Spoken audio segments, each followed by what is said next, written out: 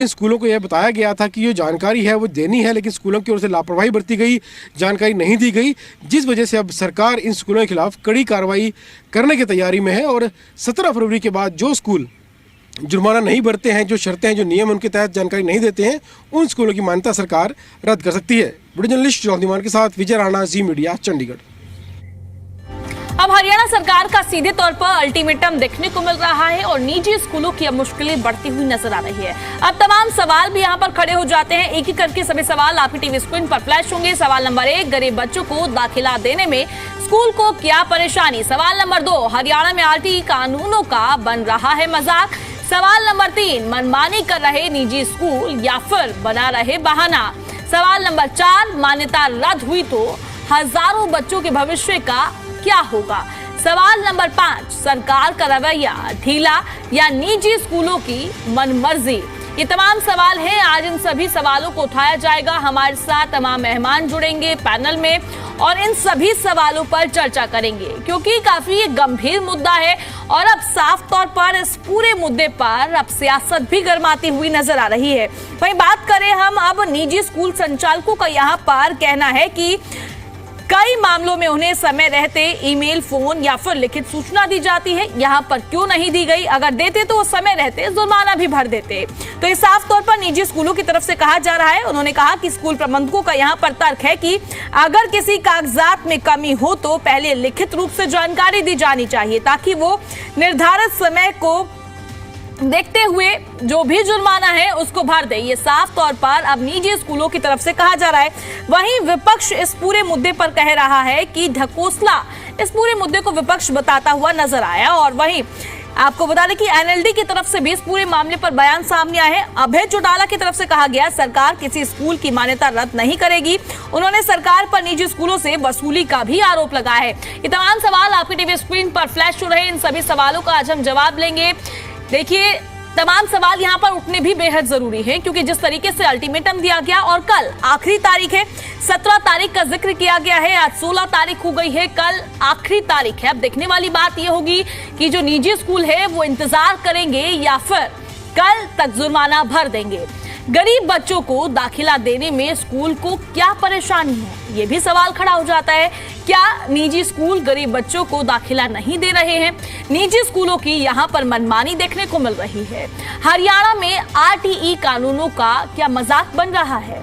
जब गरीब बच्चों के लिए सीटें हैं तो उनको सीटें क्यों नहीं दी जा रही है? ऐसा क्यों किया जा रहा है प्राइवेट स्कूलों की तरफ से? मनमानी कर रहे हैं निजी स्कूल या फिर बहाना बना रहे हैं? इस तरीके के तमाम सवाल यहाँ पर खड़े हो जाते हैं। और अभी फिलहाल हमारे साथ इस मुद्दे पर चर्चा के लिए पैनल में तमाम मेहमान जुड़ चुके हैं। भारतीय जनता पार्टी से प्रवक्ता राजबीर रोहिला जुड़ गए हैं, वहीं कांग्रेस पार्टी से प्रवक्ता हमारे साथ ललित अरोड़ा जी जुड़ गए हैं, वहीं एनएलडी से प्रवक्ता रजत पंडेजा जी जुड़ गए हैं और साथ ही हमारे साथ एनआईएसए अध्यक्ष जुड़ चुके हैं कुलभूषण जी। सबसे पहले पैनल में आप सभी का स्वागत है और चर्चा की शुरुआत करते हैं। मैं चर्चा की शुरुआत जो है बीजेपी प्रवक्ता के साथ करना चाहूंगी, राजबीर जी के साथ। राजबीर जी, देखिए, जिस तरीके से अल्टीमेटम दिया गया, अब मैं आपसे जानना चाहूंगी, क्योंकि निजी स्कूल यहां पर कह रहे हैं कि मनमानी की जा रही है। अगर उनको ईमेल भेज दिया जाता या फिर नोटिफिकेशन जारी कर दिया जाता या लिखित सूचना दे दी जाती तो पहले ही जो भी उनके ऊपर जुर्माना लगाया गया है वो भर देते। क्या कहना है इस पर राजबीर जी आपका? जी नमस्ते प्रवक्ता साथियों को और जो पैनल में मेहमान और आपके दर्शकों को मेरी राम राम। मैं ये कहना चाहूंगा कि ये जो विषय आया है ये विषय आज का नहीं है, काफी पुराना है ये। इसमें 3000 के करीब वो थे प्राइवेट स्कूल थे जिनकी मान्यता पे सवाल खड़ा होता है। अस्थायी मान्यता ले रखी है, उनके नॉर्म पूरे नहीं है। और जब ये आरटीई की बात आती है तो आरटीई की बात इसलिए आती है कि भाई समता मूलक समाज की संरचना हमें आगे बढ़ा के करनी है। लेकिन दिक्कत कहाँ आ रही है? दिक्कत ये जो स्कूल है अब इनको बार बार मौका दिया जा रहा है। 2025 में भी मौका दिया गया था, उसके बाद जुर्माना लगाया गया था। 2025 में जून में इनको नोटिफिकेशन जारी हुआ था, भाई अपने एक जो डॉक्यूमेंट आप जमा करवा दीजिए। वो डॉक्यूमेंट जमा नहीं करवाए, हर जगह 0 भर दिया इन लोगों ने। तो ये सरकार का दायित्व है, गरीब के लिए भी है, अमीर के लिए भी, सबके लिए है। सरकार कानून सम्मत काम करती है और उसी आधार पर जो ये नोटिफिकेशन जारी किया है, तो ये नोटिफिकेशन इसलिए जारी किया कि भाई जल्द से जल्द ये कार्रवाई पूरी हो। और आने वाले समय में जो एक सुचारू रूप से एडमिशन की प्रक्रिया चलनी है वो आगे चले। और जो अभी जो दिक्कत आ रही है, जो ये कह रहे हैं कि भाई मतलब आपका मौका नहीं दिया गया, आप डिजिटल जमाना है आज, मेल आप कर भी सकते, आपके पास आती भी है, आप 1 सेकंड में हम पता कर सकते हैं अपनी चीजों का। जब पोर्टल खुला हुआ था तो पोर्टल में आप लोगों ने जमा क्यों नहीं किया? ये कहीं ना कहीं एक बहाना बनाने की बात है। और रही बात एडमिशन की बात, तो ये प्राइवेट स्कूलों की बार बार ये शिकायतें आई है। जब सरकार ने एक कानून बना दिया RTE, राइट टू एजुकेशन, तो ये छोटा कानून नहीं, हमें इसका सबको इसका सम्मान करना चाहिए। और सुप्रीम कोर्ट की भी गाइडलाइन आई है, जैसे हमारे शिक्षा मंत्री जी ने बताया, तो कार्रवाई तो बनती है जी। और मैं तो निवेदन करूंगा कि अपनी जो इनकी जो डॉक्यूमेंटेशन है वो जल्दी करें। और जो गरीब बच्चे हैं आप उनका भी देखिए, समाज शिक्षा जो है, शिक्षा राजवीर जी, पर राजवीर जी, निजी स्कूल तो ये कह रहे हैं कि अगर चलिए मान लीजिए कोई एरर आया, पोर्टल भरने में हमसे दिक्कत हो गई, तो सीधे तौर पर जुर्माना नहीं लगवाना चाहिए ना? उनकी तरफ से कहा जा रहा है कि हमारे साथ मनमानी की जा रही है। जी, मैं बड़े सम्मानजनक तरीके से ये बात कहना चाहूंगा, ये आज की समस्या नहीं है। ये समस्या कई साल से चलती आ रही है और इस समस्या को खत्म करने के लिए बार बार नोटिफिकेशन जारी किए जाते हैं, कार्रवाई की जाती है, लेकिन एक मानवीय पक्ष भी होता है कि बच्चों का भविष्य खराब ना हो और उसी चीज को कमजोरी मान लिया जाता है।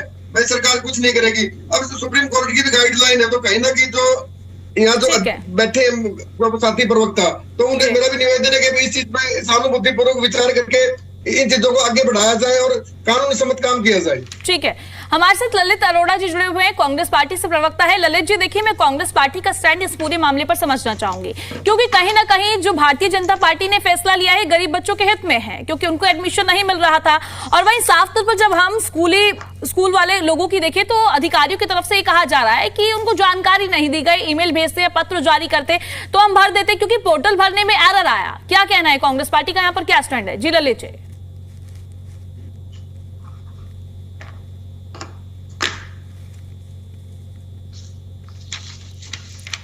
ललित जी, आप मुझे सुन पा रहे हैं?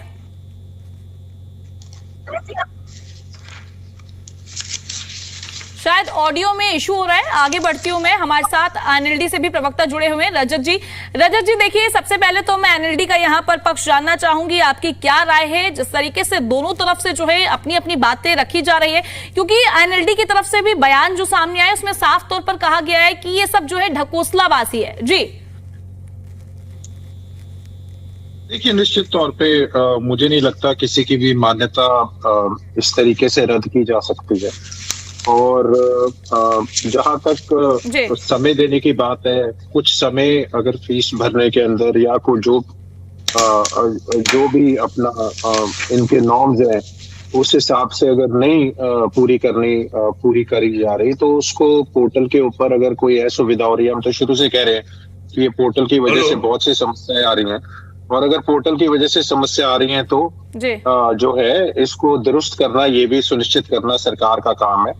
और जहां तक गरीब बच्चों की बात है, हम ये मुद्दा विधानसभा के पटल पे भी उठा चुके हैं, चाहे RTE की बात हो, राइट टू एजुकेशन की बात हो, और उसके अलावा भी जो एजुकेशन इंस्टीट्यूट्स हैं, चाहे उनको आगे कहीं ना कहीं लीज पे देने का काम किया जा रहा हो, और भी मुद्दे जो हैं जो इस वर्ग से जुड़े हैं, इकोनॉमिकल वीकर सेक्शन के जो जुड़े हैं, उसको सुनिश्चित करना भी ये सरकार का ही दायित्व है। सरकार की जिम्मेवारी है कि प्राइवेट स्कूल्स के अंदर जो कानून बना हुआ है उसके अधीन, उसके आकर जो भी बच्चे आते हैं उसको सुनिश्चित करना सरकार का काम है।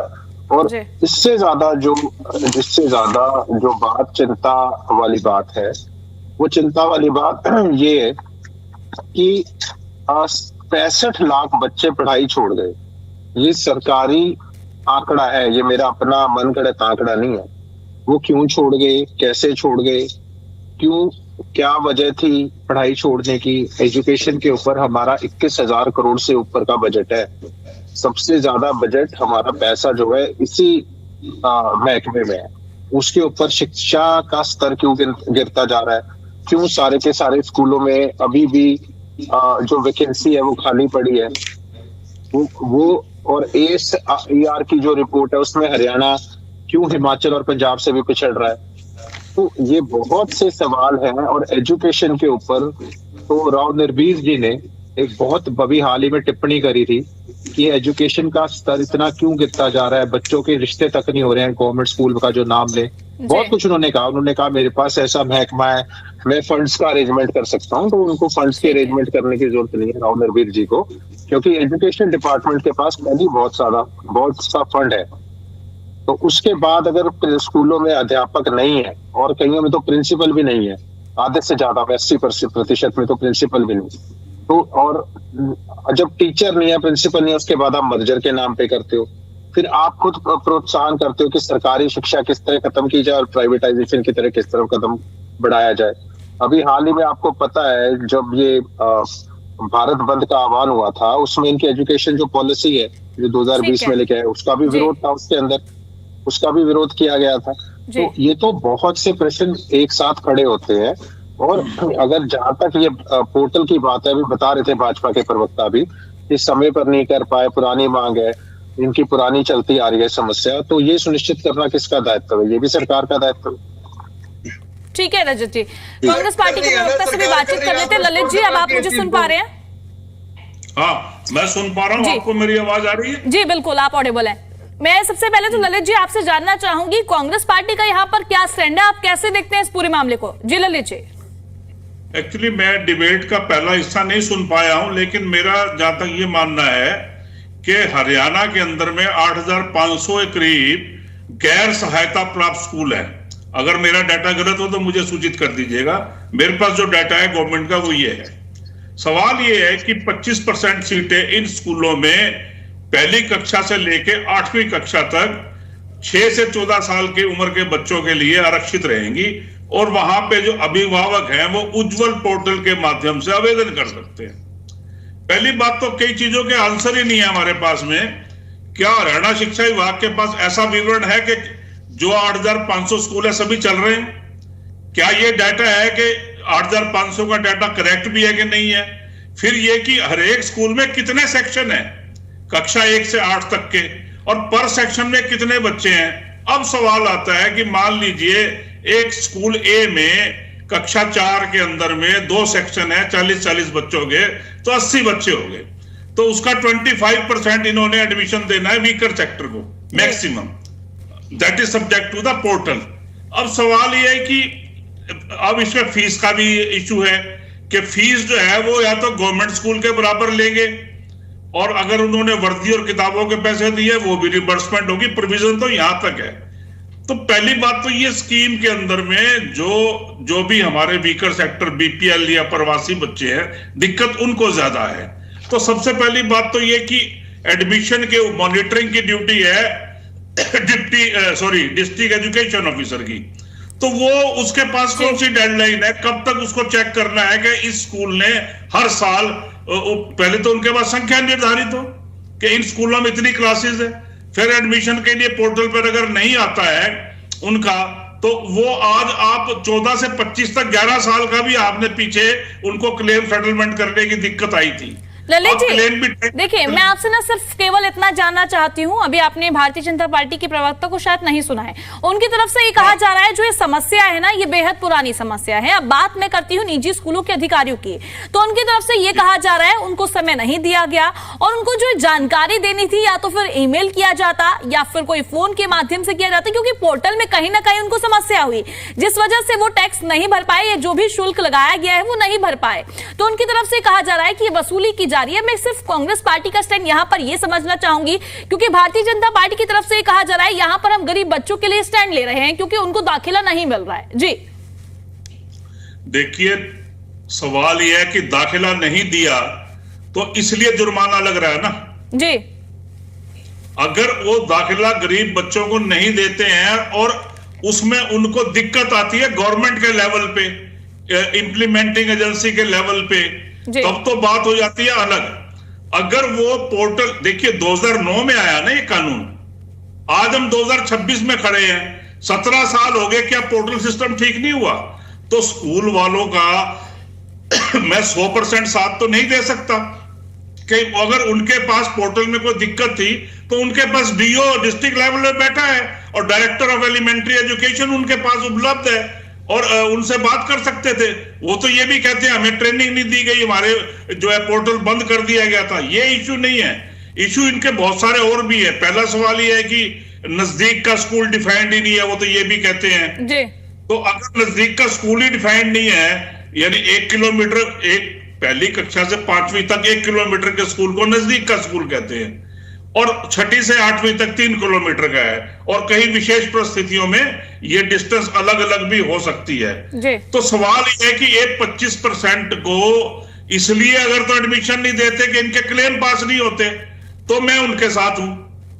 अगर ये क्लेम लॉन्च नहीं करते और एडमिशन भी नहीं देते तो मैं इनके साथ नहीं हूं। तो ये स्थिति जब तक स्पष्ट नहीं होगी कि इन्होंने टाइमली क्लेम लॉन्च कर दिए, बच्चों को एडमिशन दे दिया, तो हम इनके साथ है कि सरकार की तरफ से देरी हुई।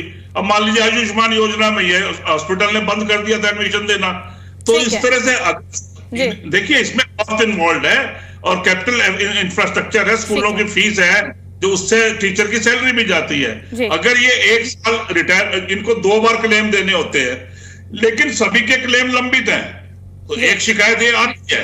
हमारा ये कहना है कि अगर तो वो लंबित क्लेम की वजह से पिछले साल के अगले साल एडमिशन नहीं देते हैं, तो क्या उन्होंने कोई नोटिस गवर्नमेंट को दिया कि हमारे पैसे आपने नहीं दिए? गवर्नमेंट के ऊपर कोई पैनल एक्शन होता है? देखिए इसकी फंडिंग होती है 65% सेंटर से, 35% राज्य सरकार, जहां तक मेरी सूचना है। तो ये सारी तो फंडिंग तो बजट से होनी है। तो अगर बजट से फंडिंग देने में जो बीच की इंप्लीमेंटिंग एजेंसी है वो रिम्बर्समेंट नहीं करती, तो बाल संरक्षण अधिकारी क्या कर रहे हैं? इसके अंदर में एक एजेंसी और भी आती है ना। ठीक है, ठीक है ललित जी। राजवीर जी काफी देर से बोलना चाह रहे हैं जी। राजवीर जी अपनी बात को रखिए। दाखिले नहीं किए, मतलब जो बात उभर के आई है, और ये अस्थायी मान्यता प्राप्त स्कूल भी है, ये इनकी डबल दिक्कत है इनकी।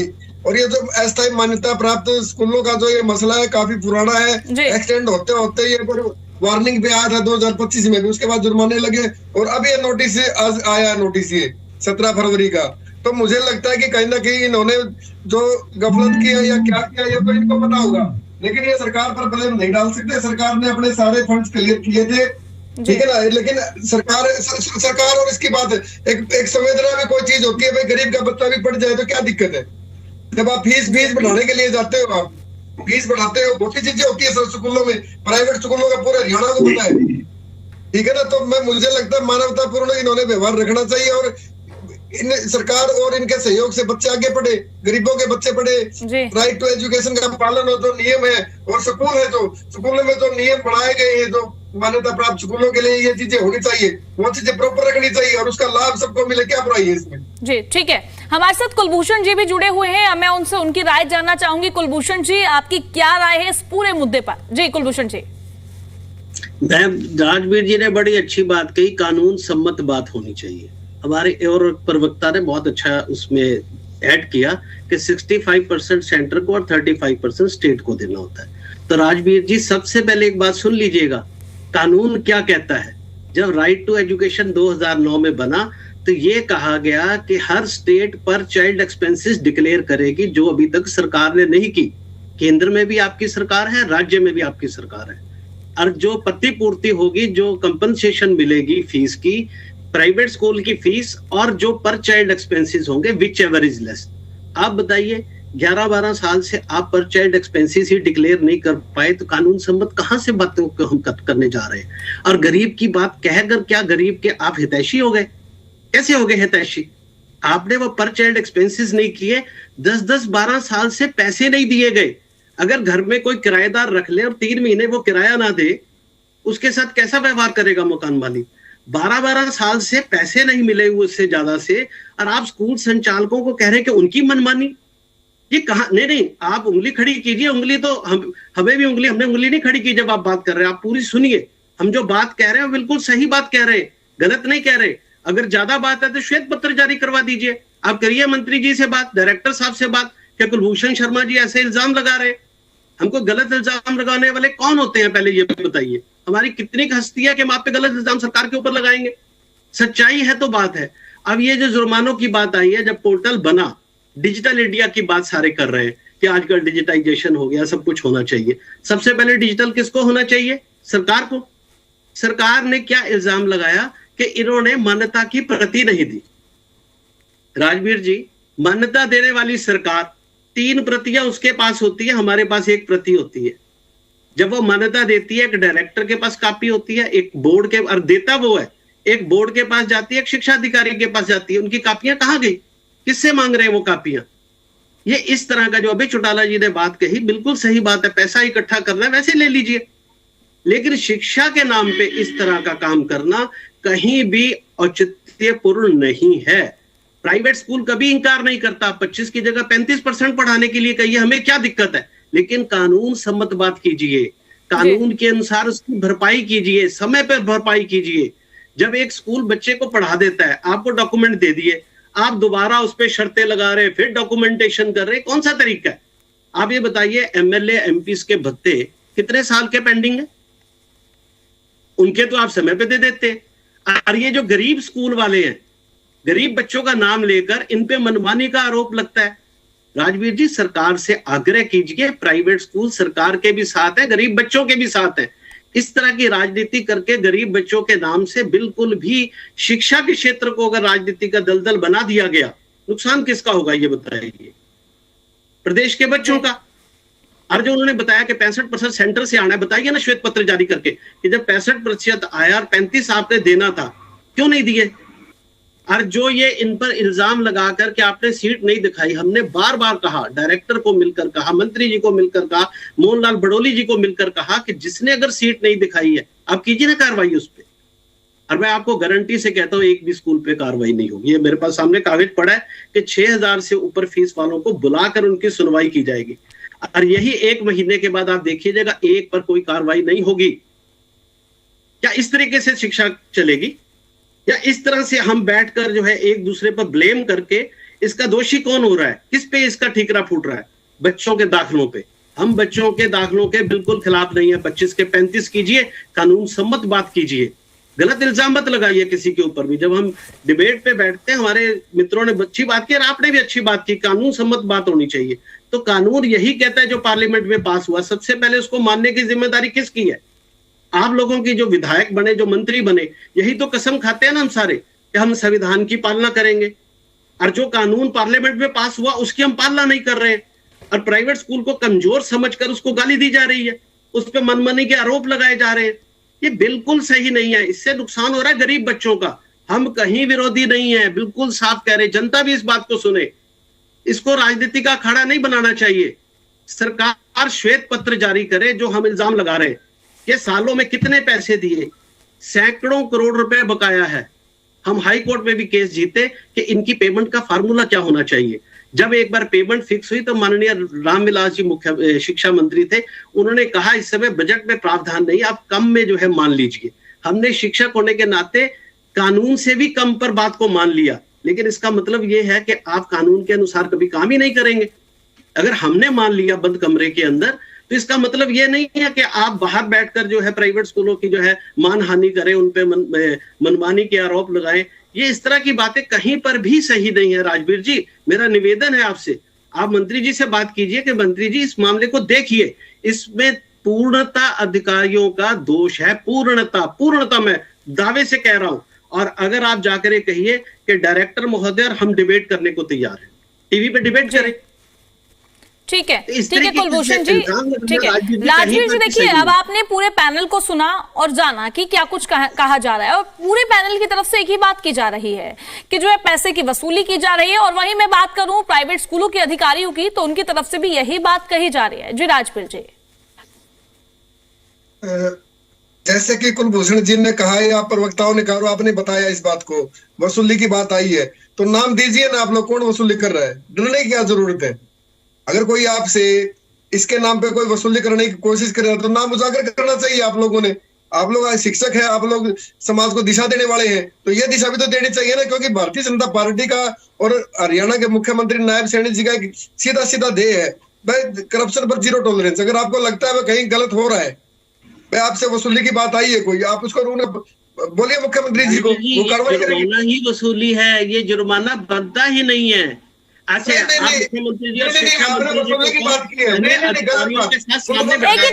एक करके सभी अपनी बात को रखिए, एक एक करके। अभी राजवीर जी अपनी बात को कंटिन्यू कीजिए। जी राजवीर जी। कुलभूषण जी, मैंने बड़े पेशेंस से आपको सुना है, मैंने आपको पेशेंस से सुना है, और जो वसूली कैसे हो सकती है जब आप भी तो लेट फीस लेते हैं। नहीं आप भी तो लेट जुर्माना ही फीस नहीं लेते हैं बनता। ना। ये हम नहीं लेते लेट फीस। लेते हैं सर, लेते हैं। ये जो फाइन लिया जा रहा है इसका कोई प्रावधान ही नहीं था, तो स्पोर्ट्स के नाम से लिया जा रहा है। कुलभूषण जी, राजवीर जी, ऐसे चर्चा नहीं होगी। कुलभूषण जी, मैं आपके पास आऊंगी, आप अपनी बात को रखिएगा। राजवीर जी कंटिन्यू कीजिए।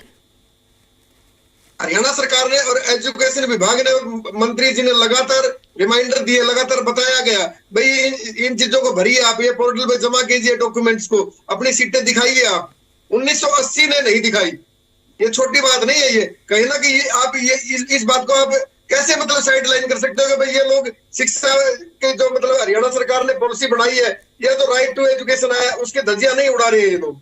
आप ये बात मतलब इतनी आसानी से क्या कैसे निकल सकते हैं भाई सरकार दोषी है?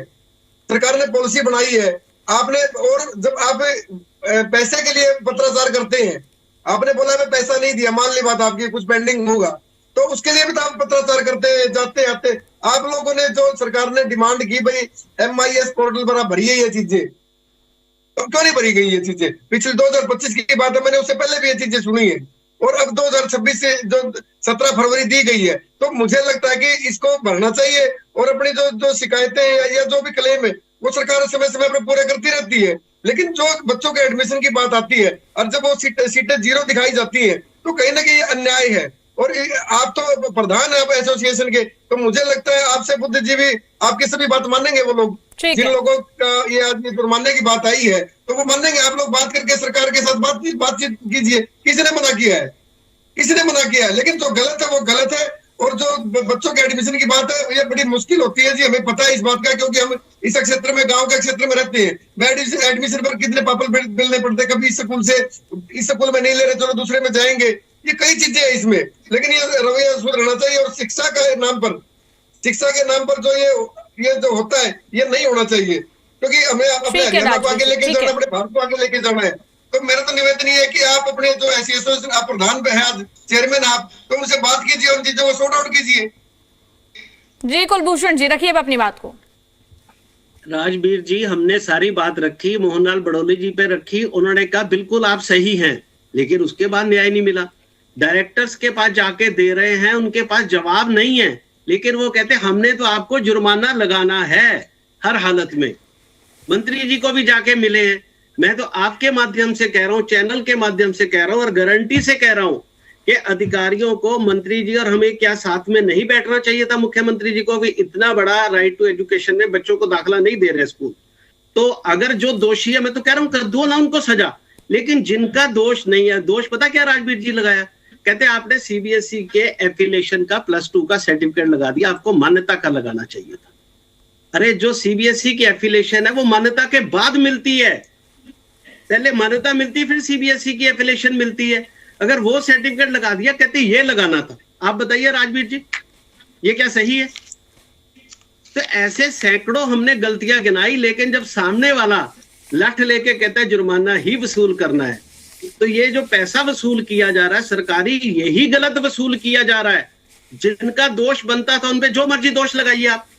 2 बार पोर्टल, पहली बार पोर्टल पे लोगों ने सीट दिखाई, इन्होंने माइनॉरिटी का कॉलम नहीं रखा था, लोगों ने उस पे सीट भर दी। अगली बार नहीं भरी, कहते जी आपने पहली बार भरी थी, अगली बार नहीं भरी। अरे यार, जिसने एक बार भर दी सीट दिखा तो दी ना। आप दोषी ढूंढने पे लग गए कि मुझे तो दोषी ठहराकर पैसे ही वसूली करनी है। ये जो सरकारी वसूली है, मेरा आपसे आग्रह है हाथ जोड़कर, ये शिक्षा के मंदिर है, औरंगजेब ने भी ऐसा जजिया नहीं लगाया था, मैं बार बार कह रहा हूं, इसको वापस करवाइए। जो दोषी उन पे जो मर्जी सजा कीजिए, लेकिन अगर किसी ने सर्टिफिकेट लगा दिया था, क्या इतनों में सरकार का कोई दोष नहीं था? फिर तो बहुतों की मान्यता रद्द होनी चाहिए, फिर तो बहुतों की मान्यता, एक की भी नहीं होगी। मैं आपको पहले बता रहा हूं, क्या जुर्माना लेना ही पर्पस था? पैसे की उगाही करना ही पर्पस था? अगर स्कूलों की गलती हुई है तो साबित कीजिए ना।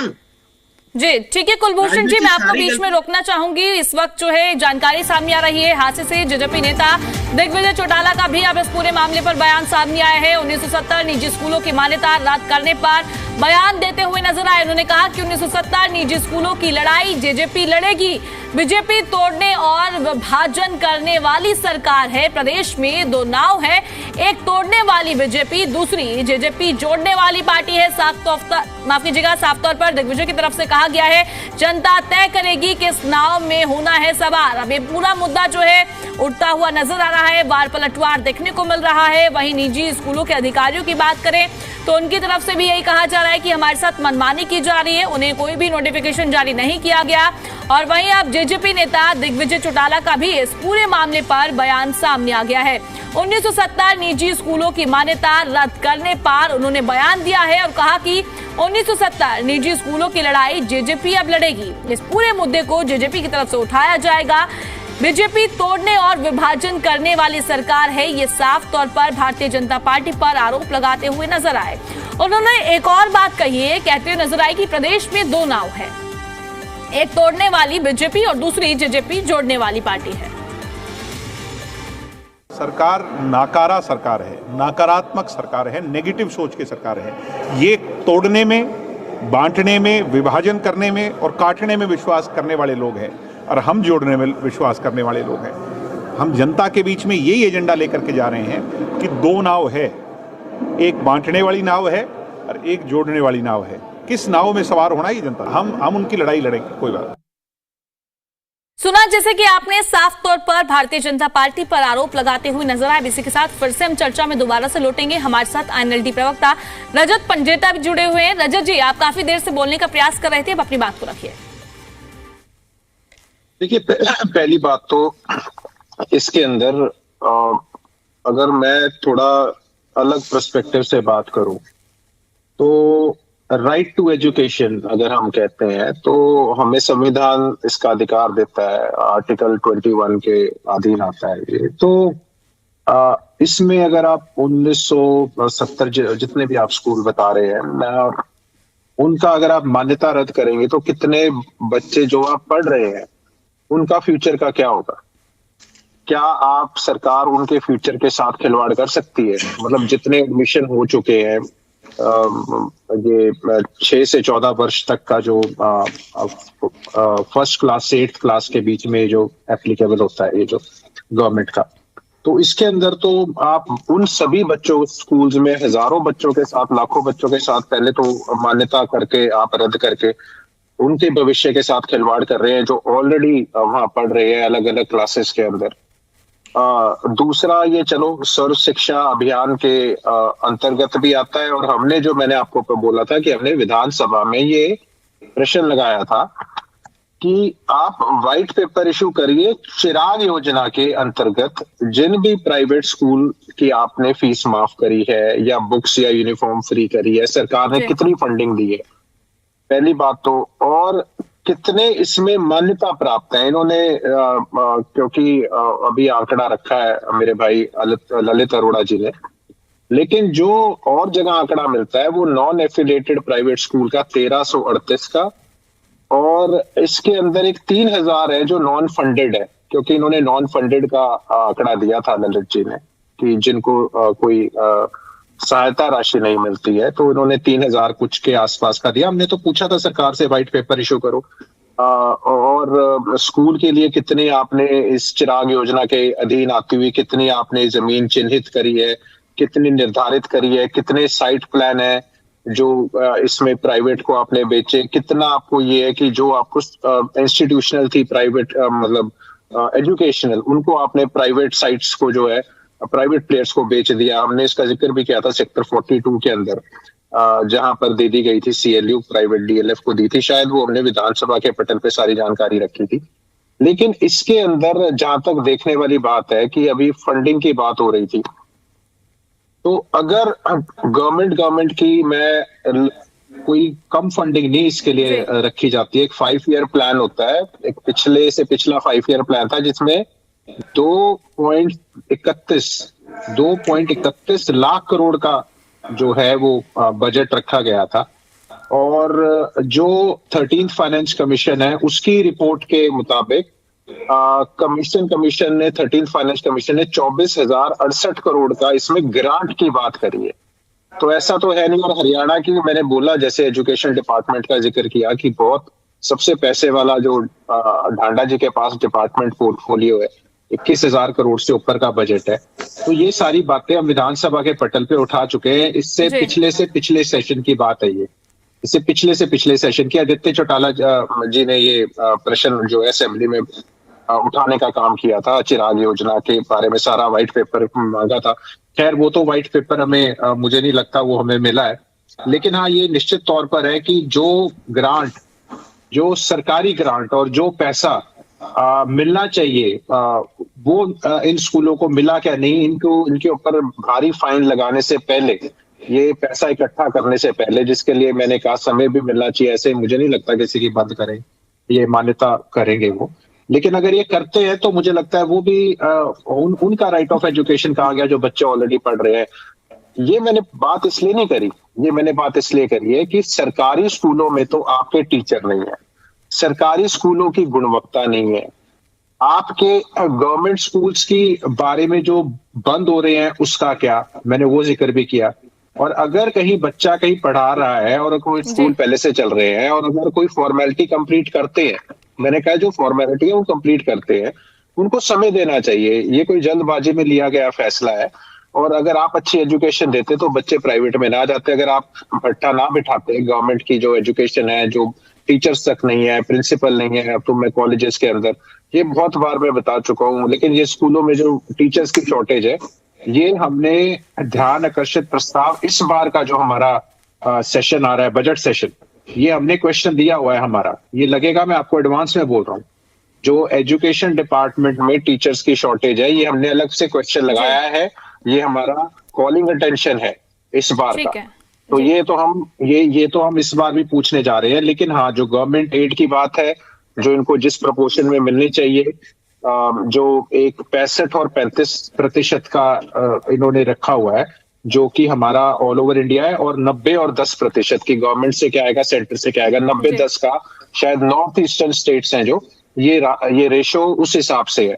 तो क्या उस हिसाब से जो रेशो सेंटर से की फंडिंग है, क्या इन स्कूलों को सरकार ने भी अपनी तरफ से, मैं कह रहा हूँ कि अपनी पूरी करी है जो शर्तें हैं, आपने इनके ऊपर तो बेसाब शर्तें लगा दी, क्या आपने वो शर्तें पूरी करी हैं? और मुझे सरकार को बंद करने से पहले ये सोचना चाहिए कि लाखों बच्चों का भविष्य आप मत खराब कीजिए। वो बच्चे पढ़ रहे हैं ऑलरेडी, तो और एक पूरा स्कूल का इंफ्रास्ट्रक्चर अगर आप नहीं अच्छा कर सकते, और अगर कहीं पढ़ा रहे हैं अपने बच्चों को, तो उनको ईज ऑफ एजुकेशन के ऊपर भी ध्यान दीजिए, उनके बारे में भी थोड़ा संवेदनशील हुई।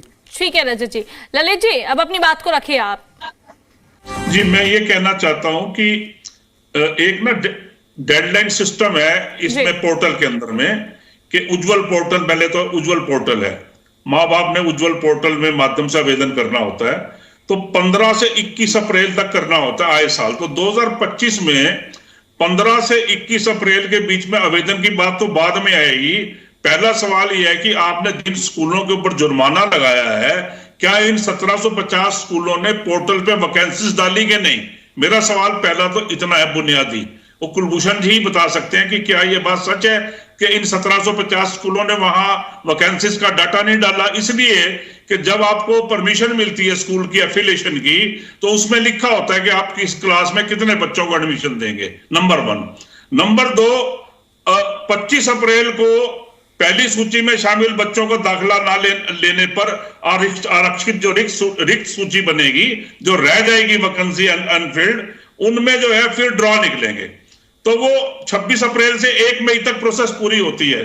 तो मुझे सिर्फ 2025 का ही डाटा दे दिया जाए, या तो भाजपा वाले दें या स्कूल वाले दें, कि क्या 1750 स्कूलों ने इस प्रोसेस में हिस्सा लिया, इन्होंने वैकेंसीज वहां पे आइडेंटिफाई करके घोषित करी, और क्या उसमें प्रोसेस हुई कि वो लोगों ने उसमें अप्लाई किया। अब सवाल यह कि इसका मतलब ये हुआ ना कि आपके पास, सरकार के पास इन स्कूलों का डाटा नहीं है और आपने जुर्माना लगा दिया कि भाई आपने इसमें डाटा नहीं डाला। अब उनको डाटा डालने में दिखता ही वो कहते हैं जी वो दस्तावेज गुम हो गए, फलाना हो गया। ये सारी बातें डिले करने की है हाथ दोनों तरफ से। कुलभूषण जी से मैं एक रिक्वेस्ट जरूर करूंगा कि अगर उन स्कूलों ने डाटा डाल दिया है तो उनके पास एविडेंस होगा ना, उसका स्क्रीनशॉट निकल आता है कि भाई हाँ मेरे स्कूल में इतनी वैकेंसी है 25% के हिसाब से। दूसरी बात, कुलभूषण जी के पास यह भी डाटा होगा कि पिछले 11 सालों में कितने स्कूलों की प्रतिपूर्ति क्लेम रिइंबर्समेंट गवर्नमेंट ने नहीं की है, और गवर्नमेंट के पास भी यह डाटा होगा कि इनको सरकार से कितना बजट मिला है। तो तरीका यह होगा कि आप इनको स्कूल, तीन तरह के स्कूल है मेन। एक वो स्कूल है जो प्राइवेट स्कूल का इनका एक फेडरेशन है, एक इनका संघ है, प्राइवेट स्कूल संघ है, और एक इनका जो है हरियाणा प्रोग्रेसिव स्कूल कॉन्फ्रेंस के नाम से 3-4 संगठन है। इन चारों के प्रतिनिधियों को बुला लीजिए, ये अपना अपना विवरण लेके आए। जुर्माना लगा देने से, जैसा रजत भाई ने बोला कि आप जो बच्चे 25% से दूसरे हैं, आप उनके कैरियर को थोड़े नुकसान कर सकते हैं। तो ये बात तो तय है कि आप स्कूलों की जो है मान्यता रद्द ना करें। आप फाइल लेने से आपको मतलब ये था कि ये इंश्योर कराएं कि बच्चों को एडमिशन मिले। मेरे भाई भाजपा प्रवक्ता को मैं ये सलाह देना चाहूंगा कि भाई एडमिशन मिलना चाहिए। हमारा कंसर्न ये है, बच्चों की पढ़ाई पर रोक ना लगे।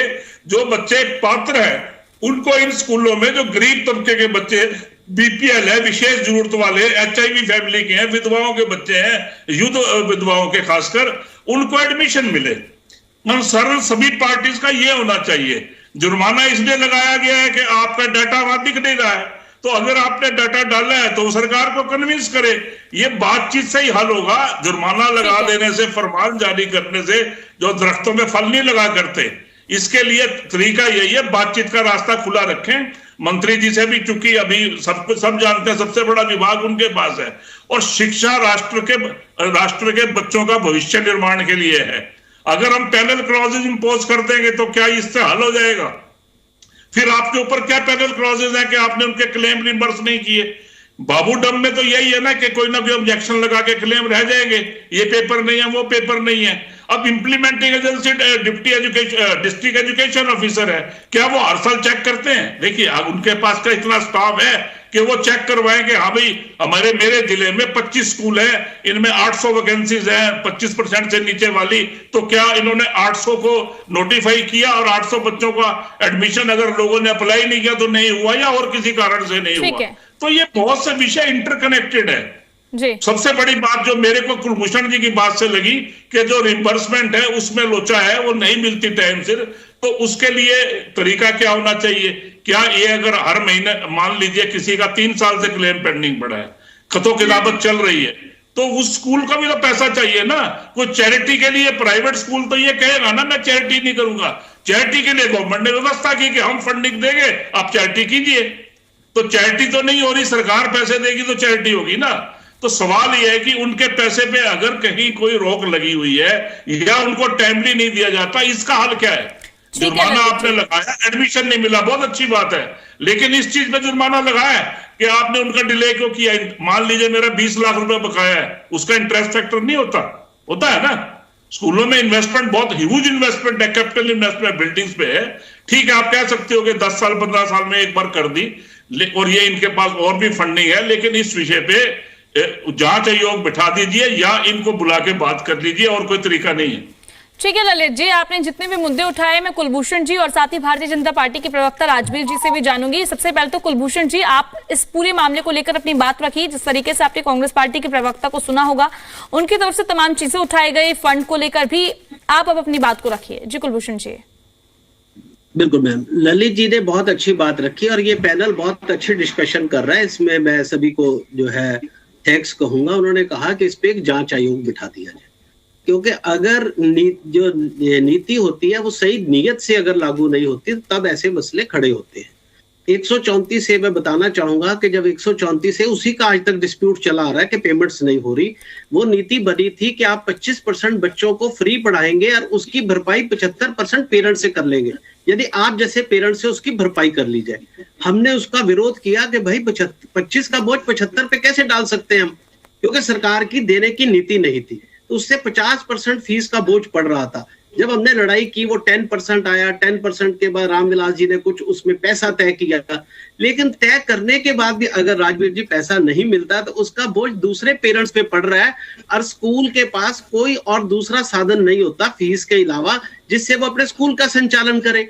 अगर उसके पैसे जो है, एक स्कूल के कई स्कूल है जिनके 40, 50, 70 लाख रुपए अभी बकाया है, अगर उनको बकाया नहीं मिलेंगे, वो कैसे क्वालिटी एजुकेशन देंगे, कैसे विकसित भारत की बात करेंगे, कैसे अपने स्कूल्स का संचालन करेंगे। कोविड के दौरान पूरे विदेशों में सरकारों ने मदद की, और हमारे यहाँ पर क्या हुआ, बसें 2 साल खड़ी रही, उनकी आयु हम रोज मांग करें, उनकी 2 साल आयु तो बढ़ा दीजिए, वो खड़ी थी, उसका बोझ भी पेरेंट्स पे पड़ेगा ना। हमारे बिजली के बिल माफ हुए, हमारे स्कूल बंद थे, बिजली के बिल भी हमसे लिए गए, हमें टीचर्स को किसी को कम या किसी को ज्यादा वेतन भी देना पड़ा। तो स्कूलों पे इतनी मार पड़ी, और उसके बाद उनकी भरपाई आज भी नहीं हो रही है जो उनके पैसे हैं। दूसरी तरफ उनको बदनाम किया जा रहा है। तो इस पे वो बहुत अच्छी बात अभी हमारे कांग्रेस के प्रवक्ता ने कही, राजवीर जी, एक जांच आयोग बैठने की जरूरत है, एक आयोग बिठाया जाए और सभी के पक्षों को सुनकर, क्योंकि अधिकारी गुमराह कर रहे हैं। मैं बार बार आपको बात कह रहा हूँ। ठीक है कुलभूषण जी, अब मैं सबसे पहले तो अब हमारे साथ बीजेपी प्रवक्ता जो जुड़े हुए हैं राजवीर जी, मैं उनसे जानना चाहूंगी। देखिए, कांग्रेस पार्टी के प्रवक्ता को भी आपने सुना, कुलभूषण जी को भी, उनकी तरफ से कहा जा रहा है कि जांच आयोग बिठाना चाहिए, इस पूरे मामले पर जांच होनी चाहिए। और जिस तरीके से जो अल्टीमेटम दिया गया है वो 17 तारीख यानी कि कल का दिया गया है। अब मैं आपसे जानना चाहूंगी, जो आखिरी तारीख ये दी गई है, क्या वो आखिरी ही रहेगी या इस पूरे मुद्दे पर चर्चा की जाएगी? जी राजवीर जी। सरकार ने जो फैसला लिया है, सरकार ने वो फैसला नोटिफिकेशन जारी कर दिया है जी। एक बात मैं कुलभूषण जी से पूछना चाहूंगा, 10,000 से ऊपर मान्यता प्राप्त स्कूल है हरियाणा में। 1970 पे ये दिक्कत आई है, तो कहीं ना कहीं लोगों ने मतलब गफलत की है, ये तो मानना पड़ेगा ना अपने भाई। 8,000 से ज्यादा स्कूल जो रेगुलरली काम कर रहे हैं, पेमेंटें उनकी हुई होंगी, पेमेंट्स उनकी हुई होंगी ना। ये आप 8,000 को छोड़ के 1970 पे आप ये कह रहे हो इनकी पेमेंट नहीं हुई, 8,000 से ऊपर की पेमेंट हुई होगी ना। और इन्होंने जो फार्म जो इन्होंने अपने डॉक्यूमेंट डर के बारे में, एक मिनट आपने आप वो जो आप अपना पक्ष रख रहे हैं, मैं अपना रख रहा हूँ, ठीक है ना। तो जो 1970 स्कूल है, उन्होंने जो डॉक्यूमेंटेशन वो नहीं कर पाए, वो किसी भी कारण से, या वो करना नहीं चाहते, वो तो आपने देखना है ना। जो प्रधान है इसके एसोसिएशन के या वो जो स्कूल के अधिकारी है, उन्होंने देखना है। सरकार के पास डाटा आया, सरकार ने कार्रवाई की, इतनी सी तो बात है। सरकार के पास भी तो डाटा कहीं ना कहीं से आया है, ये उन्होंने जांच की होगी, भाई इसमें दिक्कत आ रही है, इन लोगों ने 0 भरा, इन्होंने फॉर्म 6 नहीं भरा, ठीक है ना। आप ये ठीक है, ये चीजें सारी सामने आई है, और उस पर कार्रवाई, सुनिए, उसमें कार्रवाई के लिए नोटिफिकेशन आया है। उससे पहले भी नोटिफिकेशन था, 2025 में भी नोटिफिकेशन निकाला गया था, 300 स्कूलों की मान्यता रद्द होने की बात भी आ गई थी उसमें, लेकिन फिर भी सरकार ने उसको एक्सटेंड किया आप लोगों से बातचीत करके। लेकिन इस चीज को मेरा निवेदन है खत्म किया जाए, और जो स्कूल है ये जो 1970 स्कूल है, ये भी मुख्य धारा में शामिल लोग, किसने मना किया है? बच्चों के भविष्य की बात है। और रही बात है अब जो सेशन की बात हो रही है, अगले ये जो इस सेशन में जो बच्चे पेपर दे रहे हैं या जो बच्चे पढ़ रहे हैं, उनके को बात ही नहीं हो रही। अगला जो सेशन आएगा उसकी बात है, तो उस सेशन में ये गफलत ना हो, ये 0 ना भरी जाए, ये 0 ना दिखे, इसके लिए मेरा एक निवेदन है। आप बहुत अच्छी बात कर रहे हैं, आप फॉर्म 6 की भी बात की। फॉर्म 6 दिसंबर तक होता है, अब भी दिसंबर चला गया, फॉर्म 6 की सरकार की तरफ से कोई सूचना नहीं है, वो सरकार करती है, पिछली बार भी नहीं थी। शिक्षा विभाग सुस्त पड़ा हुआ है, मरा पड़ा है, आप लोगों को इसके लिए जागना होगा। मुख्यमंत्री जी को कहिए, शिक्षा मंत्री जी को, अधिकारी जो है बिल्कुल बेपरवाह हो रखे हैं, कहीं पर ध्यान नहीं दे रहे। फॉर्म 6 अभी भी नहीं आया, पिछली बार भी मई में आया, जबकि आना दिसंबर में चाहिए। फीस मार्च से पहले बढ़ती है और वो मई में ला रहे। शिक्षा विभाग पता नहीं कौन सी कुंभकर्ण की नींद में सोया हुआ है, वो जो आंकड़े आप लोगों को दे देता है, आप लोग फाइन लगा देते हो। ऐसे प्लीज मत कीजिए, शिक्षा विभाग को जगाइए और इनको भी अकाउंटेबल ठहराइए। अगर स्कूल्स को जुर्माना लग सकता है, 1-2 शिक्षा अधिकारियों को टांग दीजिए, जैसे विस साहब कहते हैं ना, एक बार कार्रवाई करके देखिए। अगर शिक्षा विभाग लाइन पे ना आ जाए, स्कूल तो लाइन पे आने के लिए तैयार है सर, स्कूलों का तो काम है लोगों को शिक्षा देना। अगर आप उनको भरपाई सही करेंगे, नियम के अनुसार नियम सम्मत चलेंगे, स्कूल कहीं नियम की अवहेलना नहीं करेगा। जो करता है उसको भी टांग दीजिए, हम कब मना कर रहे हैं, अपने आप सारा सिस्टम सही हो जाएगा। लेकिन इस तरह कुंभकर्ण की नींद में, आनंद फानंद में जुर्माना लगा दिया, अधिकारियों की मान ली, बैठकर बातचीत नहीं की। बिल्कुल सही कहा हमारे कांग्रेस के प्रवक्ता, मेरी ये नहीं है पक्ष विपक्ष की बात नहीं है, आप भी अच्छी बात कर रहे हैं। इस पे जांच आयोग बैठे, ये मामला इतना इजी नहीं लेना चाहिए, अधिकारियों को भी ऐसे नहीं छोड़ना चाहिए। उन्हीं की देखो, ये जो प्रजातंत्र का मतलब क्या होता है, आपको हमारी बातें अफसरों तक पहुंचानी। अब अफसरों की बातें आप हमारे तक पहुंचा रहे हैं कि अफसर ने आपको जुर्माना लगा दिया। ये तो प्रजातंत्र के उल्ट काम हो रहा है ना। हमारी बात जो हम जाके बड़ौली जी को बता रहे हैं, माननीय मंत्री जी को बता रहे हैं, माननीय मुख्यमंत्री जी को बता रहे हैं, वो तो अधिकारियों से पूछी नहीं जा रही। अधिकारी जो बता रहे हैं वो हम पे किया जा रहा है। ये तो प्रजातंत्र, उल्टे बांस बरेली को हो रहे हैं, प्रजातंत्र का उल्टा काम हो रहा है। तो राजवीर जी, मेरी हाथ जोड़कर रिक्वेस्ट है, माननीय मुख्यमंत्री जी बहुत अच्छे हैं, वो विनम्र स्वभाव के हैं, शिक्षा मंत्री जी अच्छे हैं, लेकिन इन अधिकारियों को आड़े हाथ लीजिए अगर शिक्षा को सुचारू रूप से चलाना है। ठीक है राजवीर जी, अब रखिए अपनी बात को। जी जी, सिर्फ 10 सेकंड, आपने बहुत अच्छी बात कही है, आप अपना वाला संभालिए। और सरकार के जो आपने मुख्यमंत्री जी के बारे में बोला, शिक्षा मंत्री जी के बारे में बोला, तो मुझे लगता है अगर ये इतनी संभावना है ना, तो मुझे लगता है ये विषय आना ही नहीं चाहिए था। कहीं ना कि जो 1917 जो स्कूल है जहाँ ये दिक्कत हुई है, तो आप लोगों को भी उनसे पूछना चाहिए। राजवीर जी देखिए, मैं आपसे एक लास्ट कमेंट चाहूंगी, कहीं ना कहीं शिक्षा विभाग की भी तो इस पूरे मामले में जिम्मेदारी बनती है ना, बस आप इस पर कमेंट कर दीजिए। जी राजवीर जी, हाँ जी, मैं आपसे सवाल करना चाह रही हूँ कि कहीं ना कहीं इस पूरे मामले में शिक्षा विभाग भी तो जिम्मेदार है ना, जिम्मेदारी बनती है नहीं? जी, हरियाणा सरकार और मुख्यमंत्री नायब सैनी जी बिल्कुल पारदर्शिता से सरकार का काम कर रहे हैं, और जो अकाउंटेबल होगा उस पर सख्त कार्रवाई होनी चाहिए। और राजवीर जी देखिए, ये तो हम मान रहे हैं पारदर्शी तरीके से कार्य हो रहा है। मैं सिर्फ आपसे एक कमेंट चाह रही हूँ कि आप शिक्षा विभाग पर एक बार बता दीजिए कि शिक्षा विभाग की यहाँ पर जिम्मेदारी बनती है या नहीं, बस इतना। जिम्मेदारी तो पूरी सरकार की, हम जिम्मेवारी के नाते तो मैं यहाँ बैठा हूँ। अगर कहीं कोई गफलत हुई होगी सरकार की तरफ से, निश्चित तौर पर सरकार कार्रवाई करने का काम करेगी। और मैं तो कुलभूषण जी से फिर निवेदन करूंगा, बच्चों का भविष्य आप लोगों के हाथ में, बच्चों के इन लोगों को संभालिए जो 1970 लोग हैं, ये इनका कार्य ठीक करवाइए। आपकी यूनियंस के मेंबर है ये लोग, और शिक्षा कोई व्यापार तो है नहीं है।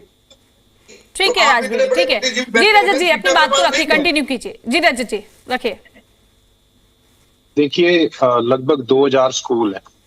हर स्कूल के अंदर कितनी बसेज हैं, उनके कितने ड्राइवर हैं, कितनी टीचर्स हैं, कितने, कोई माली होगा, कोई पीएन होगा, खाने का होगा, कैंटीन का होगा, मतलब ये कितने लोगों के रोजगार से भी जुड़ा हुआ मुद्दा है। पहली बात तो उन 75% बच्चों की पढ़ाई से जुड़ा हुआ मुद्दा तो है ही, उनके भविष्य से जुड़ा हुआ मुद्दा तो है ही।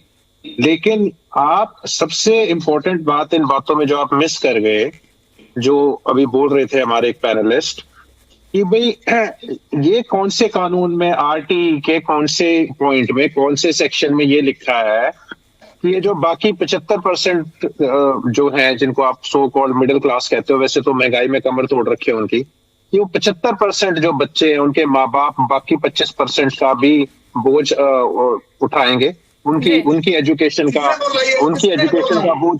ठीक है ठीक है ठीक है रजत जी, राजवीर जी देखिए, मैं आपसे माफी चाहूंगी, चर्चा को यही रोकूंगी।